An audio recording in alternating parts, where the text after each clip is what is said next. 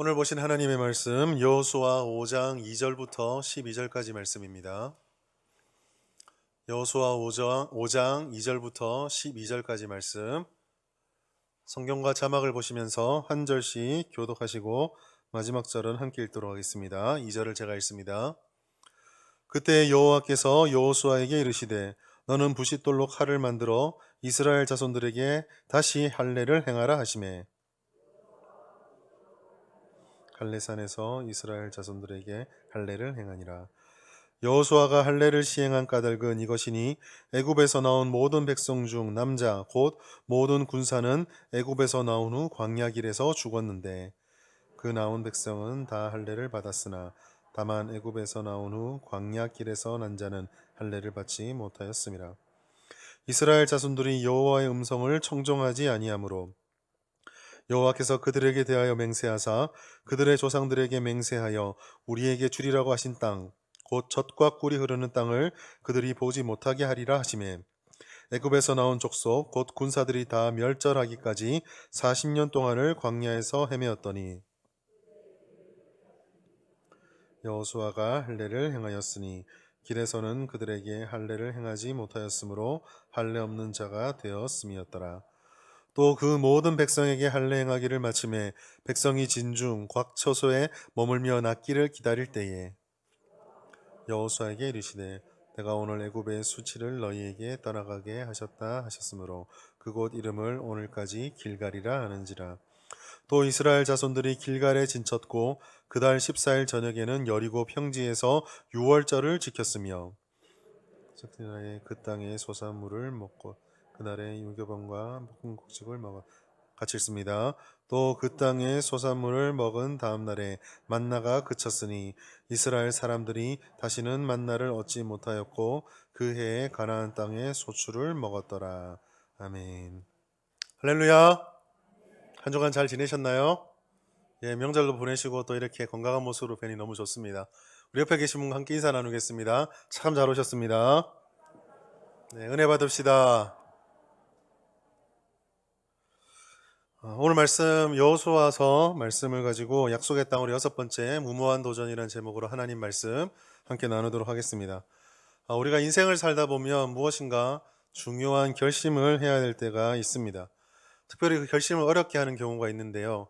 예를 들어서 우리가 그 결심을 하게 되고 나서 이루어지는 모든 일들이 결과가 좀 극단적일 때, 그 결과가 그냥 평범하게 이루어지는 게 아니라 극단적이거나 혹은 그 선택을 했을 때 그런 어떤 그 진행의 과정들이 쉽지가 않구나, 이런 걸 느낄 때 무엇인가 결심하기 참 힘이 듭니다. 여기 더해서 이거를 선택을 할 수밖에 없는데 이걸 선택하면 그 결과가 지금 내 생각으로는 좋을 수가 없는데 이렇게 느껴지면 그렇게 결정하기가 쉽지가 않죠. 그렇지만 우리가 인생을 살다 보면 때로는 그런 결정을 해야 되는 순간도 옵니다. 도전을 해야 되는 거죠. 지금 소개해드릴 이 영국 사람이 그랬습니다. 지금 소개해드릴 이 사람은 1902년에 중국에서 태어났습니다. 어머니 아버지가 선교사였기 때문에 중국에서 태어났는데 그 영국에서 파송됐던 어머니 아버지가 본국으로 귀국하게 돼서 5살 때 부모를 따라서 영국으로 돌아옵니다. 그리고 1924년까지 영국에서 살았는데요. 특별히 그 기간 동안 스코틀랜드의 에딘버러 대학에서 공부를 하며 1924년에는 육상 선수로 대표로 선발돼서 파리 올림픽에 출전하게 되었습니다. 그의 주종목은 100m인데요. 신앙을 지키기 위해서 100m 경기가 열리는 주일날 시합을 뛰지 않기로 결정을 하게 됩니다. 아마 지금 이 얘기를 들으면서 그 사람라고 떠올리는 분이 있을 것입니다. 바로 에릭 헨리 리들이라고 하는 영국 선수였습니다. 이 영국 선수는 자신의 주종목을 포기를 했지만 주종목이 아닌 다른 평일에 열리는 경기에서 200m 동메달에서 메달을 따고 그 다음에 400m에서 금메달을 땄습니다. 너무 어리석은 결정이었지만 결과적으로 메달을 땄기 때문에 사람들은 이 사람의 신앙과 결정을 칭송하기 시작했고 그 칭찬을 영화로 만든 것이 바로 불의 전차라는 영화입니다. 많은 사람들이 보고 도전을 받았었죠. 근데 많은 분들이 이 에릭 리들에 대해서 알고 있는 이야기는 거의 대부분이 여기까지입니다. 그래서 믿음의 결정을 내리면 하나님께서 좋은 결실을 주는구나. 뭐 이런 교훈으로 받아들이는데요. 이 이후에 이분의 삶은 훨씬 더 드라마틱합니다. 이 올림픽이 끝나고 난 이후 영국으로 돌아간 에릭 리들은 1925년에 자기가 다녔던 에딘버러 대학에서 과학과 신학 두 부분에서 학위를 따게 됩니다. 금메달 리스트에 학위까지 땄기 때문에 장래가 촉망되고 자기가 원하는 것을 할 수 있는 가능성이 열렸지만 그의 부모님을 쫓아서 결심을 하고 1925년 장로교 선교사가 되어 다시 중국으로 돌아갑니다. 사역을 열심히 하고 있는 도중에 2차 세계대전이 터지고 일본이 중국을 핍박하고 침략해서 점령하는 동안 영국의 대부분 선교사들이 잠시 위기를 피하기 위해서 탈출을 합니다. 그때에 이 고통받고 신음받을 게 뻔한 지배를 당하게 될 중국 영혼들을 배신할 수 없다라고 결심을 하고 이 에릭 리들은 중국 땅에 남게 됩니다. 결국 일본군에 의해서 체포가 되게 되고 웨이션 수용소라는 곳에 억류된 후 1945년도 일본이 패망하기 전에 그 수용소에서 뇌종양으로 순교를 하게 됩니다. 세상의 눈으로 볼 때 모든 영광을 다 누릴 수 있는 사람이 다 내려놓고 중국으로 간다는 거 무모한 도전이었습니다. 모든 이들이 안전을 위해서 도망칠 때에 그곳에 남아서 나는 이 영혼들을 지키겠다. 무모한 도전이었습니다. 그러나 다른 사람이 볼 때는 무모한 도전이지만 무모한 선택이지만 분명히 하나님 보실 때는 선한 결과가 있을 것이고 하나님께서 칭찬하는 선택이었다라고 확신합니다. 오늘 우리는 이와 같은 에릭 리들의 무모한 도전과 비슷한 도전을 앞두고 있는 또 그 도전을 시행하는 이스라엘 사람들을 만나게 됩니다. 요단강을 건너서 이제 전쟁을 치르기만 하는 길갈 땅으로 들어왔습니다. 빨리 전쟁을 치르든지 전투력을 끌어올리든지 무슨 방법이 나와야 되고 시도가 있어야 되는데 하나님으로부터 오는 명령은 엉뚱한 것이었습니다. 가뜩이나 약한 민족인 이스라엘이 강한 요새인 여리고를 점령하는 것이 무모한 도전인데 더 무모한 도전이 그들 앞에 주어진 것입니다. 바로 할례입니다. 객관적으로 전력이 약할 때에 그 약한 전력을 가진 민족들이 강한 적을 상대할 때 가장 효과적인 전략은 기습전투입니다. 예측하지 못한 시점에 빨리 가서 상대방에게 타격을 입히고 할 수만 있으면 괴멸을 시켜서 그 전쟁으로부터 승리를 하는 것이죠. 이렇게 기습 전략을 할 때 가장 중요한 것은 바로 속도입니다. 준비되기 전에, 방어하기 전에, 예측하기 전에 공격해 들어가는 것입니다. 이스라엘은 이게 상식적인 일인데 오늘 본문의 2절 말씀 보면 상식과 정반대의 일이 일어났습니다. 하나님께서 여호수아를 통해 할례를 하라라고 명령하셨고 여호수아가 순종한 것이죠. 우린 여기서 왜 할례지? 왜 할례를 받아야 되지? 질문할 수 있습니다. 이 할례의 명령은 그냥 이스라엘 사람들이 다 받는 것이니까 그냥 할례하라면 할례하면 되지 라고 생각할 수 있는데요. 적어도 두 가지 점에서 이 시점에 할례를 하는 것은 적절하지 않았습니다. 첫 번째로 지금 이스라엘에 있는 장소 때문입니다. 요단강에 들어와서 진을 쳤던 길갈은 여리고 성으로부터 멀리 떨어져도 10여 킬로 정도밖에 떨어져 있지 않습니다. 그 10여 킬로밖에 떨어지지 않는 곳에서 200만이나 되는 이스라엘 민족들이 진을 쳤습니다. 자기가 몸을 텐트를 치고 데리고 온 가축들이 도망치지 않도록 간단하게라도 튼튼한 울타리를 쳤을 것입니다. 여리고 사람들이 갑자기 공격을 해 들어오면 이들을 다 두고 버리고 도망가기 위해서 그리고 200만이라는 사람이 퇴각하는 데는 굉장한 시간이 걸렸을 것입니다. 10km면 장정이 걸어가도 얼마 안 걸리거든요. 그럼 말 타고 공격해 들어오면 금방 도달할 수 있는 거리입니다. 설상가상으로 그들이 여리고가 공격에 들어오면 도망갈 수 있는 길에는 방금 그들이 기적적으로 건너왔던 요단강이 버티고 있습니다. 공격당하면 몰살을 당할 수밖에 없는 지정학적으로 지리적으로 최악의 장소에 지금 이스라엘은 진을 치고 있는 것이죠. 두 번째로 이들이 할례를 드리게 되면 가장 좋은 기회를 놓치게 되기 때문입니다. 요단강 도하한 후에 지난주 우리가 보았던 여호수아 5장 1절 말씀 보면 그 가나안 거민들의 반응이 어떻게 나왔는지를 기록하고 있습니다. 여호수아 5장 1절 말씀 같이 한번 읽어보겠습니다. 시작. 요단 서쪽의 아모리 사람의 모든 왕들과 해변의 가나안 사람의 모든 왕들이 여호와께서 요단물을 이스라엘 자손들 앞에서 말리시고 우리를 건너게 하셨음을 듣고 마음이 녹았고 이스라엘 자손들 때문에 정신을 잃었더라.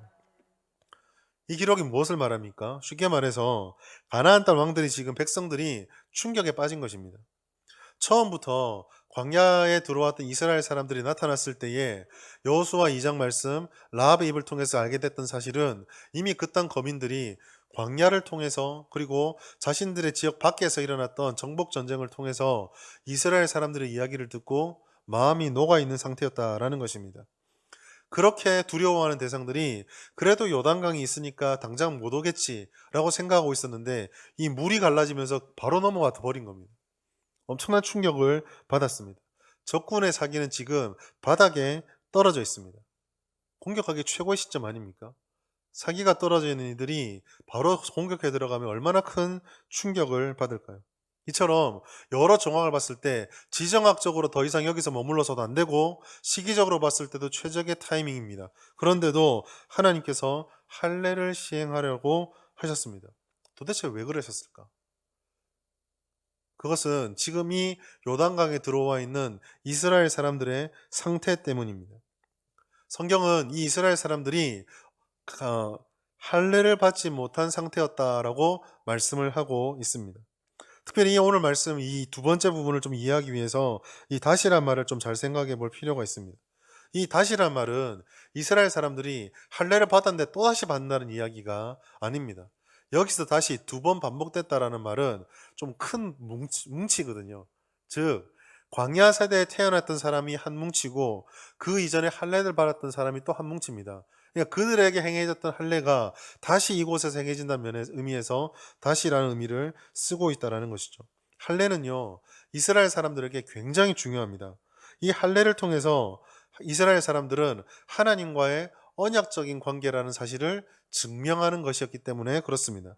창세기 17장 10절 말씀 너희 중 남자는 다 할례를 받으라 이것이 나와 너희와 너희 후손 사이에 지킬 내 언약이니라. 우리가 이스라엘 잘 생각해 보십시오. 아브라함을 잘 생각해 보십시오.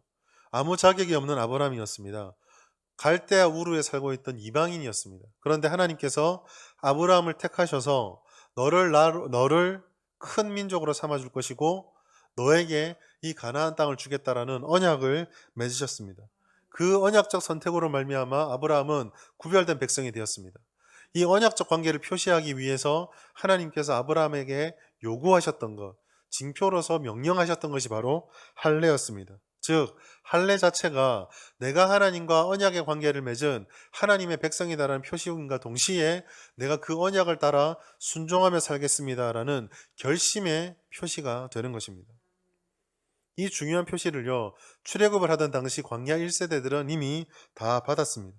그러나 약속을 믿지 않고 하나님의 불신을 통해서 광야 땅에서 다 죽게 되었던 이스라엘 사람들을 제외하면 그 광야에서 태어났던 2세대들은 전혀 할례를 받지 못하고 광야를 유랑했습니다. 아까도 말씀드린 것처럼 이 언약적 관계에서 할례가 중요했다라는 것. 그래서 하나님께서 할례를 명령으로 주셨기 때문에 지금 가나안 정복을 시작하기에 앞서서 이스라엘 사람들이 할례를 받지 못했다라는 것은 굉장히 심각한 문제입니다. 이 말을 그 창세기의 관점으로 보고 이해를 하자면 이렇게 말할 수 있습니다. 이스라엘이 하나님의 언약을 거부했다. 우린 여기서 그 이스라엘 사람들을 조금 이해하려고 해서는 안 됩니다. 무슨 말이냐면 성경에서 왜 광야길에서 이 사람들이 할례 받지 않았는지를 말씀하고 있지 않은데 우리가 그것을 너무 왜 그랬을까를 파고들 필요가 없다라는 뜻이에요. 추측은 할 수 있겠죠. 광야길이 너무 거칠고 위생적으로 좋지 못하니까 할례를 좀 못했던 것이 아닐까. 혹은 하나님께서 언제 떠오르고 언제 내릴지 모르잖아요. 불기둥과 광야에서 불기둥과 구름기둥 인도하실 때 떠오르면은 바로 출발하고 내리면은 다시 떠오를 때까지 몇 날 며칠이고 기다렸습니다. 만약에 아침에 내렸다가 진을 쳤는데 저녁에 떠오르면 저녁에 가야 되는 거예요. 이런 불안정함이 할례를 못하는 상황이 되지 않았을까 추측은 할 수 있지만 성경에서 말하지 않기 때문에 그것을 진리로 받고 계속 생각할 필요는 없습니다.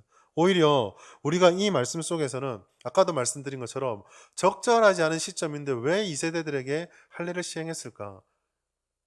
바로 그 점입니다.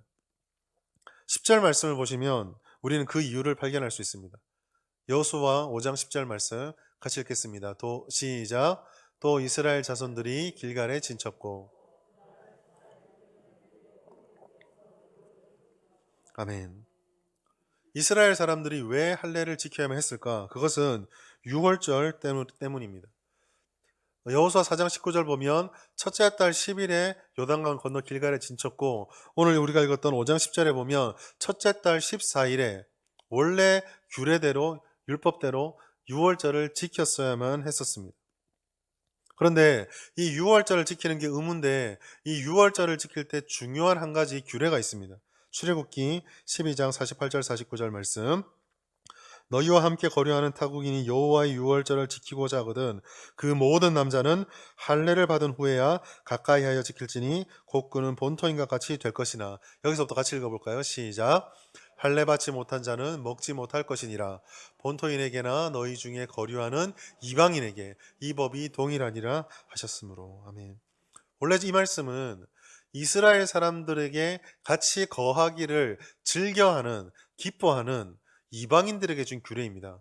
그런데 이방인의 준 규례를 말씀하면서 할례와 유월절을 이야기하는데 그 끝에 이렇게 말씀하셨습니다. 이 규례, 유월절 전에 이방인이 할례를 받아야 유월절에 참석하고 먹을 수 있다는 규례가 있는데, 여기에서는 즉 할례를 받아 유월절을 드릴 수 있다는 것은 이방인에게만 유효한 것이 아니라 너 이스라엘도 마찬가지다.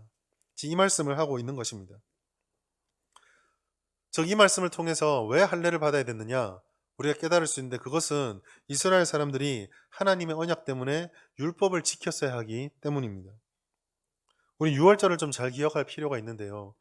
유월절은요, 출애굽의 언약을 지키시는 하나님의 기적과 역사, 그 밤에 문을 넘어가는 그 역사를 기념하며 하나님은 언약을 지키시는 분이시구나, 이거를 믿고 기억하기 위해서 만들어진 절기입니다. 이 유월절을 통해서 이스라엘은 출애굽을 하였습니다. 그리고 하나님께서 언약을 성취하시기 위한 역사, 요단강을 갈라주시는 것을 통해서 다시 요단강을 넘어 가나안으로 들어왔습니다. 그리고 유월절이 기다리고 있습니다. 즉 하나님의 언약은 과연 틀림이 없군요. 우리가 이 언약을 순종하며 지키겠습니다라는 신앙 고백의 절기가 다시 가나안 첫 시대에 시작이 되고 있는 것입니다. 그렇기 때문에 이 언약 관계 속에서 이스라엘 사람들은 지금껏 무슨 이유가 됐던 이 언약의 표지를 지키지 않았던 것을 그대로 방치해서는 안 됐던 것입니다. 할례를 할 수밖에 없었던 것이죠.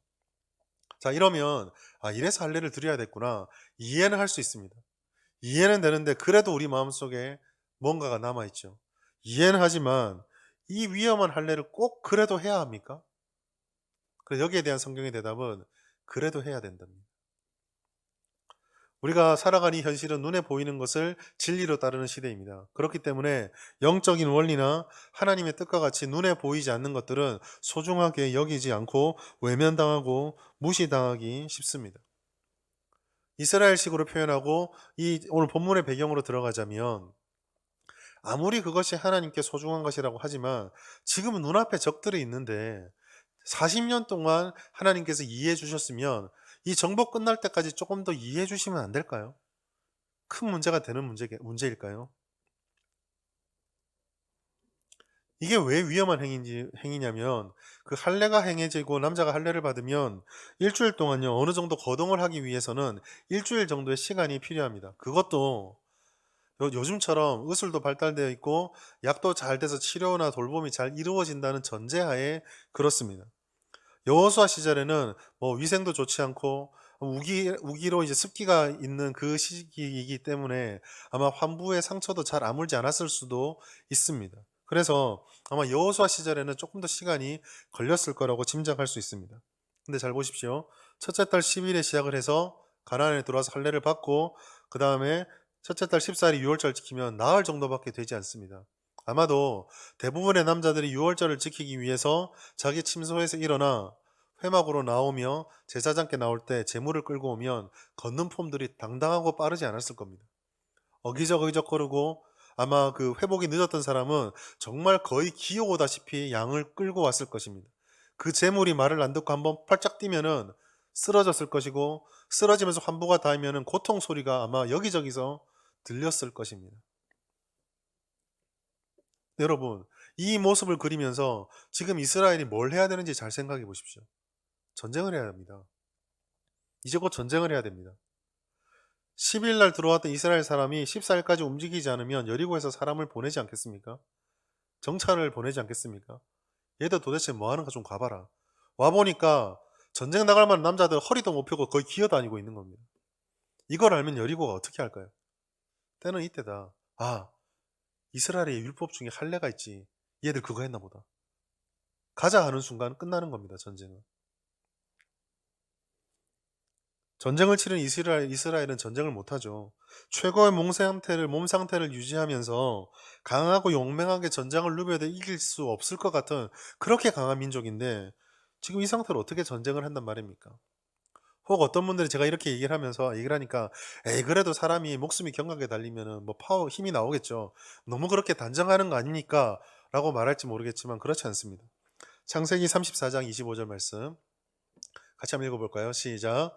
제3일에 아직 그들이 아파할 때에 야곱의 두 아들 디나의 오라버니 시므온과 레위가 각기 칼을 가지고 가서 몰래 그 성읍을 기습하여 그 모든 남자를 죽이고 아멘. 이 본문 말씀 여러분 잘 아시겠지만 그 하몰 족속의 아들 세겜이 야곱의 딸인 디나를 연모하여서 겁탈하고 나서 그 딸을 나에게 달라라고 찾아왔던 장면입니다. 한 마을의 족장이니까 권세가 있고 군사력이 있겠죠. 거기에 비하면 야곱의 지파들은 지금 이 시점에 어린아이들 제외하고 전쟁을 할 만한 아이들은 루벤과 같은 형제들밖에 없습니다. 그러니까 괘씸해서 받아줄 수는 없지만 그리고 괘씸해서 어떻게든 처리를 해야 되겠는데 우리는 힘이 약하니까 꾀를 쓴 겁니다. 너희가 우리 동생을 데려가려면 이방인한테 우리는 줄 수 없으니까 이렇게 하자. 너희가 우리의 언약의 표지인 할례를 받으면 우리 족속이 된 것을 받아주고 이해하고 그렇게 여기고 우리 딸을 줄게. 세겜이 디나를 사랑하는 마음은 진짜였던 것 같습니다. 그래서 그 땅으로 돌아가 모든 사람들에게 우리가 할례를 받자라고 설득을 해서 남자들이 다 할례를 받습니다. 그리고 오늘 본문의 말씀 사흘이 지났는데 그들이 뭐 하고 있다고요? 아파하고 있다고 얘기합니다. 어떤 결과가 벌어집니까? 한 마을의 군사를 몰살시키는데 딱 두 사람밖에 필요 없었습니다. 시므온과 레위가 칼을 들고 들어가서 그 성의 남자들을 다 전멸시켜버립니다. 나흘된 이스라엘 민족이 여리고가 작정하고 들어오면 과연 멸망하지 않을 거라 생각하십니까? 아닙니다. 엄청난 위기입니다, 지금. 그런데도 더 놀라운 것은요, 전쟁을 잘 알고 있는 여호수아의 반응입니다. 순종하였습니다. 거의 남자들만 60만에 가까운 인구들이거든요. 60만 명의 할례를 아마 도움을 받았겠죠. 여호수아가 부싯돌로 칼을 만들어서 할례를 다 시행했습니다. 여기서 우리는 이 말도 안 되는 무모한 도전에서 우리는 중요한 사실을 발견하게 됩니다. 그것은 하나님께서 의도적으로 이들에게 전투력을 제거하시는 것을 통해서 명확하게 드러나는 사실입니다. 바로 이 전쟁이 일반적이고 보편적인 전쟁, 권력과 권력, 힘과 힘이 부딪혀서 욕망에 의해 땅을 잠식하고 정복하고자 하는 단순한 정복전쟁과 다르다라는 사실입니다.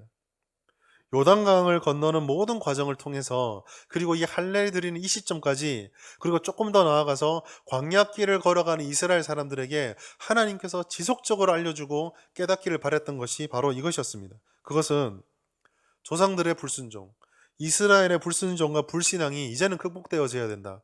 그것과 하나님과의 바른 관계를 맺고 하나님의 주도권에 사로잡혀서 순종하는 것, 그 순종을 따라서 하나님이 걸어가는 길을 걸어가는 것이 바로 이 정복전쟁의 뜻이자 목표라는 사실을 제발 좀 깨달아 달라라는 하나님의 교훈입니다. 여러분, 우리는 내 앞에 놓여있는 과제가 너무 막막하거나 크면 절망하고 좌절하기 쉽습니다. 그때에 우리가 오늘 이 여호수아의 이 상황을 기억할 필요가 있습니다. 우리 주변이 어렵다. 우리의 상황이 고통스럽고 힘들다. 예측하기가 너무 난감하다. 결과가 좋지 않을 것 같다. 이 모든 여러분의 판단들은 어쩌면 너무 정확한 것일 수도 있습니다. 그러나 아무리 그 상황 판단이 정확하다고 할지라도 우리의 이성적이고 합리적인 계산 너머에 초월해서 계시는 하나님을 바라볼 수 있어야 합니다. 그리고 그 하나님을 바라보며 때로는 무모한 도전을 이끄시는 하나님의 말씀 앞에 순종할 수 있어야 된다는 것이죠. 상식 중요합니다. 이성도 중요하고 합리적인 계산 반드시 필요합니다. 그렇지만 무엇보다 선행해야 되는 것은 하나님의 하나님 되심을 인정하는 그 영적 질서가 우리 가운데 작동하고 있는지를, 또 내가 그것을 신뢰하고 있는지를 보아야 합니다. 바로 이것이 경건입니다. 경건이 무엇입니까? 경건은 하나님과의 관계를 바르게 하고 그 관계의 기초에서 우리의 삶 전체를 그 관계를 따라서 살아내는 것, 그 삶의 일체를 경건이다라고 말합니다. 훨씬 단순하게 말하면 하나님의 관계, 하나님의 뜻, 그리고 치열한 삶, 이게 경건입니다. 오늘 다시 한번 그 경건의 눈을 가지시고 본문을 보십시오. 이 안에 할례가 있습니다. 유월절이 있고요. 그리고 언약이 성취되었던 가나안의 진치인 이스라엘 사람들이 보여집니다. 이 모든 것들은요, 바로 이스라엘의 구별된 백성이 되었다는 증거임과 동시에 우리가 이스라엘이 무엇을 명확하게 보여줘야 되는지를 그대로 보여주고 있습니다.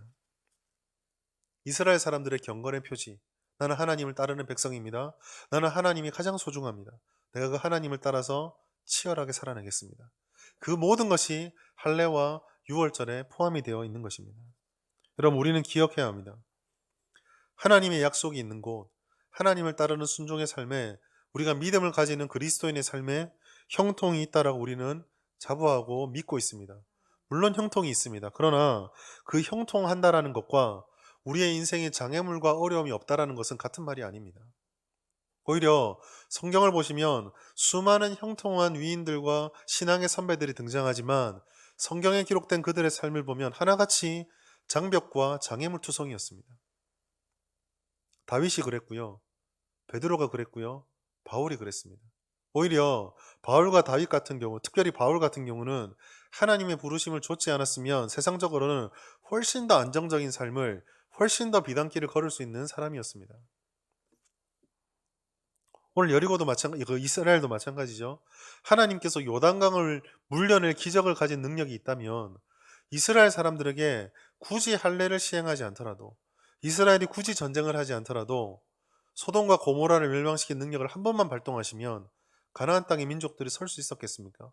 그 능력으로 들어간과 동시에 이미 그 땅의 공포심으로 다 도망쳐버린 빈성과 하나님의 강력한 역사로 말미암아 스스로 무너져 내렸던 그런 성벽들을 발견한 성들을 발견하면 얼마나 좋겠습니까? 왜 그들을 다 쫓아내신 후에 이스라엘 사람들에게 무혈입성하도록 하지 않으셨을까요? 오히려 그러한 장벽들은 예수를 믿기 때문에, 하나님을 믿기 때문에 온 것이 아닙니까? 지금 위기도 어떻습니까? 하나님의 언약을 믿고 할례를 받았기 때문에 그 할례의 상처가 나을 동안 이 남자들이 뭘 고민했겠어요? 쳐들어오는 거 아닐까? 얼마나 두려워하면서 일주일 회복의 기간을 거쳤겠습니까? 우리도 마찬가지죠. 예수를 안 믿었으면 내가 좀 더 빨리 이걸 해결할 방법이 있는데, 예수를 안 믿었으면 내가 이런 어려움 안 겪어도 되는데. 여러분, 속지 마십시오. 이스라엘 사람들이 40년 전에 가데스 바네아에서 발걸음을 돌렸던 속임수가 바로 이것입니다. 하나님의 약속이 뭔지는 알겠지만 우리 눈으로 바라보니 이거 아닌데, 거기에 속아 넘어갔던 것입니다. 우리에게 필요한 것은 분명합니다. 위험해 보이고 무모해 보인다 할지라도 하나님의 관계부터 바로 잡아야만 합니다. 부정하고 외면하고 있었던 하나님의 음성이 혹시 있지 않으십니까? 그 음성부터 다시 듣고 주목해야 됩니다. 우리는 할례부터 시작해야 됩니다.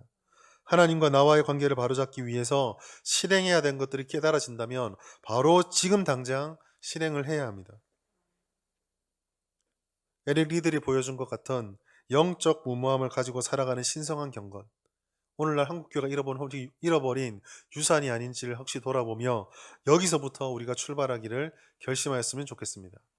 자, 그렇다면 이와 같은 무모한 도전, 이 무모한 도전을 위해서 우리가 무엇을 회복해야 되는가? 혹시 무모함이란 단어가 불편하시다면 이런 표현으로 좀 바꿔보고 싶습니다. 도전적인 신앙. 이 도전적인 신앙 안에 꼭 필요한 요소가 있다면 우리 믿음에 야성이 있어야 된다는 것인데요.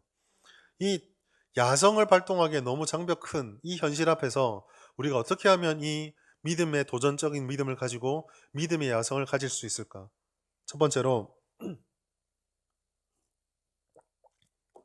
우리 앞에 하나님과 관계를 맺고 있는 장벽을 제거해야 합니다. 다시 한 번 말씀드리지만 무엇보다 시급하고 중요한 것은 하나님과 나의 관계를 바르게 하는 것입니다. 그리고 그 관계를 지속적으로 유지하는 것입니다. 그렇기 때문에 우리 안에 하나님과 관계를 방어하고 있고 막고 있는 것이 무엇인지를 알아내서 그것을 제거해야 된다는 것은 쉬운 문제, 넘겨될 문제가 가볍게 보아서 될 문제가 아닙니다. 우리가 이 하나님의 관계와 믿음의 야성을 얘기하고 우리가 도전적인 신앙 가지고 교회 생활 좀 도전적으로 합시다. 신앙생활 좀 열정적으로 합시다. 라고 할 때 이 관계가 바로 돼 있는지 하나님으로부터는 관계를 통해 하나님의 뜻과 소통이 잘 되고 있는지 이걸 검사하지 않으면요. 때로는 도전적이고 열정적인 교회 생활은 상처로 주고받는 것으로 끝날 수도 있습니다. 왜냐하면 하나님의 뜻이 소통이 안 되기 때문에 그 속에 불순물, 즉 죄로 인해서 들어와지는 나의 연약함들이 들어갈 수 있기 때문입니다. 얼핏 무모해 보이는 할례를 다시 한번 봅시다. 이스라엘 사람들이 들어갈 것은 가나안으로 들어가는 것. 이것이 사명이었습니다. 그런데 정복 전쟁으로 보이지만 엄밀하게 말해서 하나님께서 예비하시고 계획하신 언약의 성취에 동참하고 동행하는 것이지 권력과 권력의 전쟁과는 달랐다라고 아까 말씀드렸습니다. 그러면 하나님과 동행하는 것이 중요하다면 관계 문제가 얼마나 중요하겠습니까? 우리가 여행을 갈 때 누군가와 함께 같은 길을 갈 때 원수하고 가십니까? 내가 저 사람하고 사이가 너무 안 좋으니까 여행 가서 같이 좀 풀자. 흔하지 않는 경우죠. 내가 지금 힘이 없으니까 여행 갔다 와서 충전하고 저 사람 관계 풀어야지. 이거는 좀 맞을 수 있을지 모르겠습니다. 여러분, 하나님과의 관계를 맺어야지 하나님과 동행할 수 있는데 이 하나님과의 관계를 가로막고 있는 이스라엘의 문제가 바로 할례였습니다. 그러므로 지금 이스라엘 사람들이 할례를 지키는 것은요, 단지 전통을 지키는 게 아니라 하나님과의 관계를 방해하는 그 장벽을 제거하는 것입니다. 우리도 그렇죠. 그럼 우리는 하나님과 같이 하나님과 이 관계를 장벽을 제거하려면 우리는 도대체 뭘 제거해야 될까요? 이사야서 59장 1절과 2절 말씀 같이 읽겠습니다. 시작. 여호와의 손이 짧아 구원하지 못하심도 아니요 귀가 둔하여 듣지 못하심도 아니라 너희 죄가 그의 얼굴을 가리어서 너희에게 듣지 않으시게 함이니라. 아멘. 이 이사야 말씀이 우리에게 주는 말씀은 분명합니다. 죄 때문입니다. 하나님과 우리의 관계가 죄 때문에 죄가 장벽처럼 가로막고 있어서 하나님으로부터 부어지는 은혜와 능력의 공급이 일어나지 않고 있습니다. 바꿔 말해서 이 죄 문제를 해결해야 하나님과 우리의 관계가 바르게 됩니다. 죄는요, 관역을 벗어나는 것입니다. 다시 말해서 하나님께서는 오늘도 우리에게 말씀을 통해서 하나님의 뜻과 성품과 우리가 무엇을 지향해야 되는지 방향점들을 계속적으로 알려주고 있습니다. 우리에게 공통적으로 요구되는 신앙적, 윤리적 교훈들이 주어지고 있고 또 그 말씀을 듣고 묵상하는 가운데 성령께서 우리 마음속에 각자의 상황 가운데 필요한 음성들을 계속 들려주고 있습니다. 버릴 것은 버려라, 지킬 것은 지켜라, 순종해야 될 것은 이렇게 순종했으면 좋겠다. 그런 말씀들을 계속 준다라는 것이죠.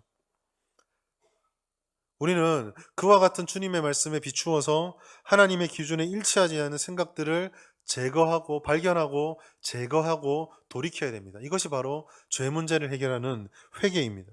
물론 우리가 이렇게 할 수 있는 이유는 근원적인 문제인 죄 문제가 예수 그리스도의 복음으로 은혜로 해결되었기 때문입니다. 누구도 우리 타락의 근본 원인은 원죄를 우리 뜻대로 해결할 수는 없습니다. 예수님께서 우리를 그리스도인으로 불러주시고 그 은혜로 우리가 그 문제가 해결되었기에 그 다음으로 나갈 수 있게 되는 것이죠. 우리를 가로막고 있는 그 장벽, 날마다 우리의 양심을 어기고 하나님보다는 우리의 욕심을 쫓아서 하나님 뜻에 어긋냈던 그 장벽을 제거해야 되는 것입니다. 우리 안에 계신 성령께서는 계속적으로 말씀이 되었던 우리의 양심이 되었던 그것이 옳지 않음을 계속적으로 알게 해주시고 깨닫게 하시고 자극을 주십니다. 오늘 여러분들 속에 이 하나님과의 관계를 가로막고 있는 장벽이 무엇인지를 깨닫는 눈이 열리기를 바랍니다. 그리고 알려주실 때, 하나님이 알려주실 때에 그 알려주심을 감사하면서 그 장벽들을 하나씩 제거해 갑시다. 하나님과의 장벽이 제거되는 것, 그것이 믿음의 야성을 가지기 위한 첫 번째입니다. 두 번째로 참 예배자가 되어야 합니다. 아마 이 두 번째 얘기를 들으시면서 결국 예배할 줄 알았다, 그렇게 하시는 분도 있을지 모르겠습니다. 그런데요, 맞습니다. 예배입니다. 예배가 회복되어야 합니다. 그런데 그냥 예배가 아니고요, 우리가 드리는 전심을 다한 예배, 내일이 없는 듯한 예배가 회복이 되어야 합니다. 요한복음 4장 20절 말씀 같이 한번 읽어보겠습니다. 시작. 우리 조상들은 이 산에서 예배하였는데 당신들의 말은 예배할 곳이 예루살렘에 있다 하더이다. 아멘. 저는 이 사마리아 여인의 질문, 바로 이 질문이 사마리아 여인의 가장 극적인 변화를 잘 보여준다라고 생각을 합니다. 사마리아 여인을 잘 생각해 보십시오. 그는 자신의 욕망을 따라 살아갔던 세상의 전형입니다.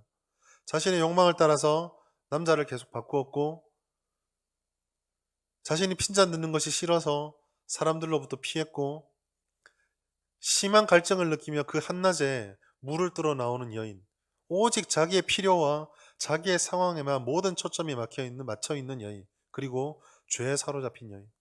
이 여인이 예수를 만납니다. 예수를 만나고 처음에는 적대적이고 조롱하고 비아냥하다가 주님과의 대화 속에서 점점 예수님을 인격적으로 만나게 되고, 아, 이분이 그분이구나를 깨닫게 되는 그 시점부터 갑자기 질문이 돌변합니다. 물도 아니고 남자도 아니고 자기를 왕따시키는 사람들도 아니라 예배에 관심을 가지기 시작합니다. 그것이 오늘 20절 말씀입니다. 이것이 우리에게 말해주는 말은 분명합니다.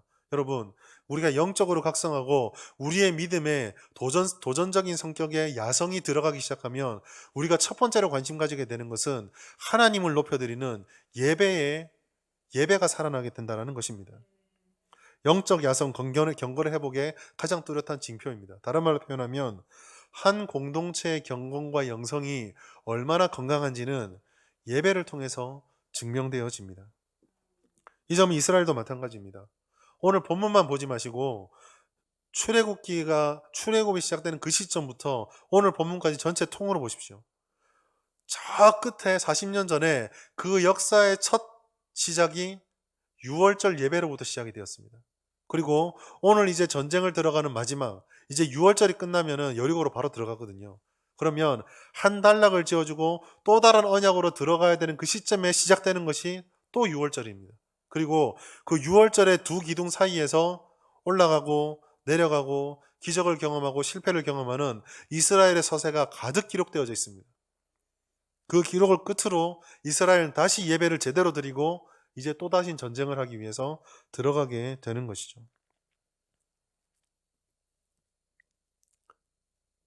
그 속에 할례가 있었습니다. 무모한 도전이 있었습니다. 하나님 말씀 앞에 말도 안 되는 전략 앞에 순종하는 결단이 있었습니다. 이스라엘은 영적으로 건강해졌습니다. 야성을 가지게 되었습니다.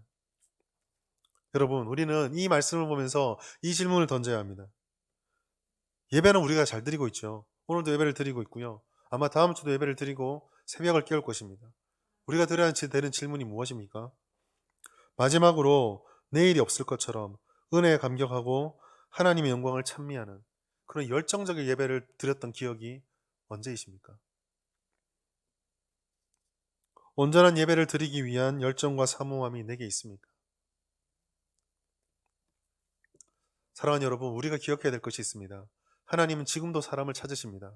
그런데 하나님이 찾으시는 사람은 지위가 높고 권세가 있으며 부유하고 건강하고 똑똑한 사람이 아닙니다. 요한복음 4장 23절 말씀 같이 읽겠습니다. 시작. 아버지께 참되게 예배하는 자들은 영과 진리로 예배할 때가 오나니 곧 이때라. 아버지께서는 자기에게 이렇게 예배하는 자들을 찾으시느니라. 하나님은 예배하는 자들을 찾으십니다. 여러분, 예배가 회복되면 우리의 인생의 가치관이 변하고 우리의 인생의 가치관이 변하면 우리의 삶이 바뀝니다. 예배가 드려지는 곳에서 절망과 비참함은 소망과 존귀함으로 바뀌고, 예배가 있는 곳에서 죽음은 생명으로 바뀝니다. 우리도 마찬가지입니다. 여러분, 참다운 미래, 하나님 주시는 그런 흥분하고 흥분되고 소망이 가득한 그런 약속의 미래를 바라십니까? 그런 변화를 곧 바라십니까? 그러면 우리 성북교회는 예배를 회복해야 합니다. 지금 바로 이 자리에서 그 예배가 회복되기를 결심하고 예배자로 서기를 결심하기를 예수님의 이름으로 축원합니다. 세 번째로, 확신해야 됩니다. 무엇을 확신해야 되느냐? 우리는 하나님의 신실하심과 전능하심을 확신해야 됩니다. 할례를 받고 할례로 회복되어진다, 그거로 기록이 끝나면은 괜찮을 것 같은데, 오늘 본문의 말씀 보면 10절부터 12절에 추가로 다른 기록들이 드려지고 있습니다. 그리고 이 말씀 속에서 하나님의 신실하심과 능력이 어떤 것인지를 잘 보여주고 있는데, 특별히 5장 12절 말씀 보면 뚜렷하게 나타납니다. 같이 한번 읽어보겠습니다. 시작. 도 끝땅에 소산물을 먹은 다음 날에 만나가 그쳤으니 이스라엘 사람들이 다시는 만나를 얻지 못하였고 그 해에 가나안 땅에 소출을 먹었더라. 그냥 언뜻 보면 이제 가나안 땅에 들어왔으니까 가나안의 소순을 먹는 것이 뭐 이상할 것이 있느냐라고 보일지 모르겠지만요, 만나를 우리가 기억할 필요가 있습니다. 만나가 무엇입니까? 40년 동안 우리를 굶어 죽이려느냐라고 한 하나님의 말씀 앞 하나님을 향한 불평에 하나님께서 은혜롭게 보내주신 선물, 너희를 굶게 하는 것이 아니라 너희를 먹이시고 살리는 것이 이 언약의 핵심이다라는 것을 표징으로 보여줬던 것이 만나였습니다. 그런데 이 만나가, 하나님의 언약의 표징했던 만나가 땅의 소산물을 먹으면서 그쳐버렸습니다. 이것은 하나님의 능력이 사라지고 하나님의 신실하심이 종료되었다는 증거가 아닙니다. 오히려 그 반대입니다. 여러분 잘 생각해 보십시오. 40년의 기간은 결코 짧지 않습니다. 그 짧지 않은 세월 동안 매일 한결같이 만나를 주셔서 이스라엘을 먹이셨습니다. 근데 생각해 보셨습니까? 200만이나 되는 사람들이 만나를 먹으려면 그 만나의 양이 얼마나 될까요? 출애굽기 16장 16절에 보면 한 사람당 한 오멜씩 거두도록 하였습니다. 한 오멜은 주일날에는 그 안식일은 그 다음날 안 내리니까 두 오멜씩인데 결국 나누면은 한 오멜씩이겠죠. 그 한 오멜씩 하게 하셨는데, 이 한 오멜은 어느 정도냐면요, 대략 2리터 정도 됩니다. 그러면 아침마다 이스라엘 사람들이 거두는 것 양만 400만 리터입니다. 400만 리터가 짐작이 되십니까? 마트에 가셔서 1리터짜리 종이팩 우유를 400만 개를 깔아야 합니다. 그거를 아침마다 먹는데요, 아침마다 먹는 것뿐만 딱 맞는 게 아니라 남은 게 해가 뜨면 바스러졌다 그러거든요. 그러면 훨씬 더 많은 양을 40년 동안 아침마다 하나님께서 내려주신 것입니다. 단 하루도 거르지 않고요. 그 신실하심이 오늘 이 땅에 들어와서 어떻게 바뀌냐면 그 땅의 소산물을 먹는 것으로 대체되고 있습니다. 하늘의 양식이 땅의 양식으로 바뀌고 있습니다. 우리는 하늘과 땅이니까 능력이 사라졌네 라고 말할지 모르나, 이스라엘 잘 생각해 보십시오. 지금 이 친구들은 이 땅에 처음 들어왔습니다. 농사를 지은 게 아닙니다. 창고에 저장됐던 것도 아닙니다. 들어와서 하나님께서 땅의 소산물을 구할 수 있도록 해주시고 보여주지 않으면 굶어야 합니다. 결국 무슨 말입니까? 이 땅의 소산조차도 하나님께서 너희들 먹이시겠다는 약속을 지켜주시는 신실함의 증거인 것입니다. 그리고 이것은 우리들에게 더 놀라운 교훈을 말해주고 있습니다. 하늘의 만나를 바라보는 우리, 하늘의 은혜만을 바라보는 우리, 계속 내려주십시오라고 부르짖는 우리들에게 하나님께서는 일상 속의 은혜를 내가 다 심어 놓았다라고 말씀해 주는 것입니다. 여러분, 우리에게 기적이 필요하죠. 우리는 하나님 은혜도 정말 필요합니다. 하나님 은혜가 언제든지 하늘의 문이 열리길 제가 기도드리잖아요. 하늘의 문이 열리는 것도 우리에게 필요합니다. 그러나 우리의 믿음의 눈을 열어서 반드시 보아야 할 것이 있습니다. 우리에게 절망처럼 보이고 우리에게 어려움처럼 보이고 우리에게 빨리 사라져야 될 것만 같은 그 땅에 하나님이 은혜를 심어 놓았다는 것입니다. 우리는 세상 앞에서 참 초라하고 무기력합니다.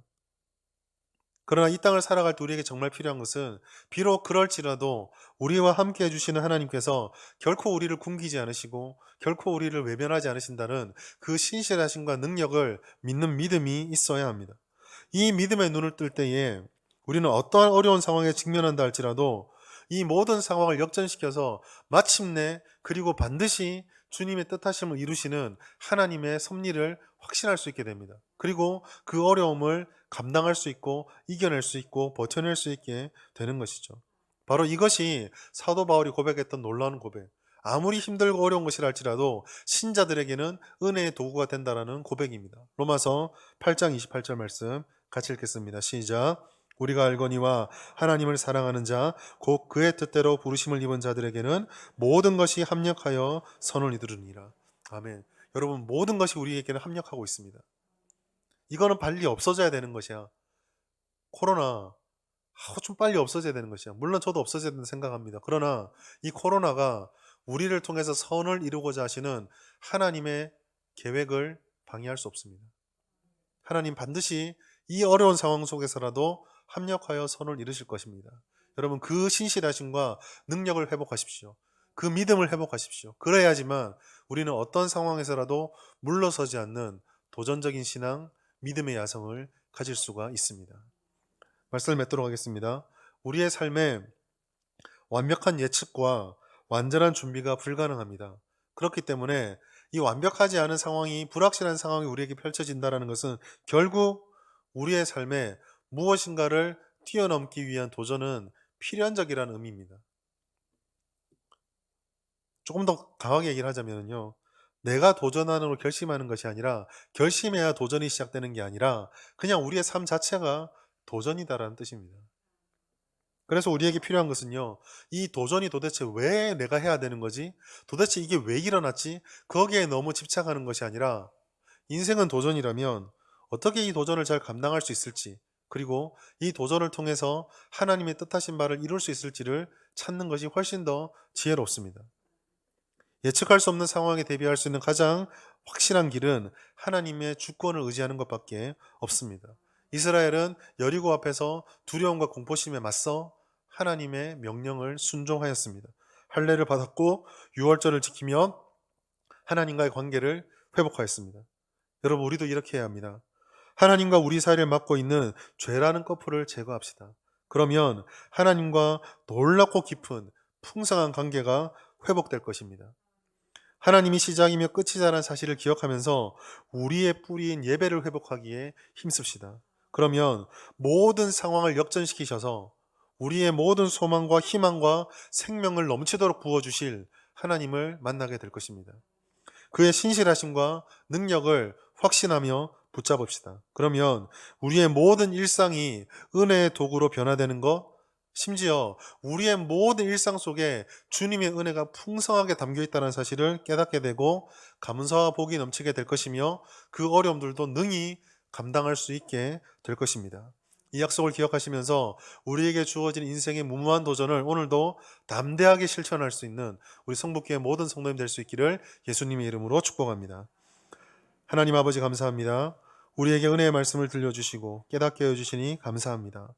이해할 수 없는 상황이었고 전혀 적절하지 않은 명령이었지만 이스라엘 사람들이 특별히 여호수아가 순종함으로 하나님의 약속의 성취를 깨닫게 되는 것을 보았습니다. 하나님, 우리도 삶에 감당하기 어려운 장벽과 문제들을 만납니다. 도전해야 되는 순간을 만납니다. 하나님, 그럴 때마다 우리도 물러서지 않고 하나님과 동행하며 무모한 도전, 믿음의 야성을 가진 그런 성북교회 성도들이 될 수 있도록 역사하여 주시옵소서. 우리 사회를 가로막는 죄의 장벽을 제거하길 원합니다. 뜨겁고 열정적인 예배를 드리고 회복하길 원합니다. 하나님 아버지, 하나님의 신실하심과 하나님의 능력 주심을 일상 속에서 경험하길 원합니다. 하나님 아버지, 우리가 이 모든 것들을 통해 회복하는 신앙, 야성이 있는 신앙을 가질 수 있도록 하나님 역사하여 주시옵소서. 더 이상 현실을 회피하지 않고 마침내 돌파하여 역전시키시고 이기시는 하나님의 역사를 다 경험하는 우리 모두가 될 수 있도록 은혜 베풀어 주시옵소서. 감사드리며 예수님의 이름으로 간절히 기도드립니다. 아멘.